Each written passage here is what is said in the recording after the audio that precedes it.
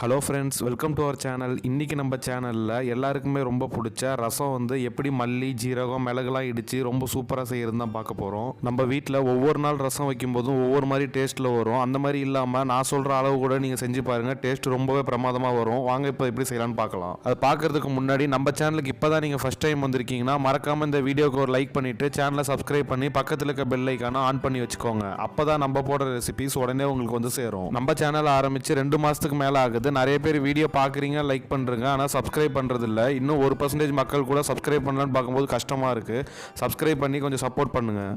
முதல்ல இந்த ரசம் செய்கிறதுக்கு ஒரு மிக்ஸி ஜாரில் மிளகு ஜீரகம் இடித்து எடுத்துக்கலாம். அதுக்கு 1 டேபிள் ஸ்பூன் மிளகு, 1.5 டேபிள் ஸ்பூன் ஜீரகம், 1/4 டீஸ்பூன் வெந்தயம், 1 டேபிள் ஸ்பூன் மல்லி, காஞ்ச மிளகாய் 1 நம்பர், 1 கொத்து கருவேப்பிலை. இது எல்லாத்தையும் மூடி குறப்பாக அரைச்சி எடுத்துக்கலாம். இந்தளவுக்கு குறப்பாக அரைச்சி எடுத்துக்கிட்டால் போதும், ரொம்ப பவுடராக அரைச்சி எடுத்துக்கக்கூடாது. இது கூடவே ஒரு 10லேருந்து 12 நம்பர் பூண்டு போட்டு ஒரு பல்ஸ் விட்டு எடுத்துக்கலாம். பாருங்கள், இந்த அளவுக்கு அரைச்சி எடுத்துக்கிட்டால் போதும். பூண்டு ரொம்ப குழன்னு அரைச்சி எடுத்துடக்கூடாது. இந்த மாதிரி குறப்பாக தான் இருக்கணும் ரசத்துக்கு. இப்போ இதை ஒரு ஓரமாக எடுத்து வச்சுட்டு ரசத்துக்கு தேவையான புளி தண்ணி கரைச்சி எடுத்துக்கலாம். அதுக்கு நான் ஒரு சின்ன நெல்லிக்காய் சைஸ் புளியை 10 நிமிஷம் தண்ணியில் ஊற வச்சுருக்கேன். இதை நல்லா கரைச்சி எடுத்துப்போம். பாருங்கள், புளி எல்லாத்தையும் நல்லா கரைச்சதும் அந்த கசடெல்லாம் நல்லா இந்த மாதிரி புழிஞ்சு தனியாக எடுத்து வச்சுருங்க. இப்போது இந்த புளி தண்ணிலேயே ரசத்துக்கு தேவையான தக்காளி எடுத்துக்கலாம். நான் இங்கே 2 மீடியம் சைஸ் தக்காளியை இந்த மாதிரி நடுவில் தண்டு பகுதியை கட் பண்ணிவிட்டு சேர்த்துருக்கேன். இந்த மாதிரி தண்டு பகுதி இருந்தால் கட் பண்ணிவிட்டு சேர்த்துக்கோங்க.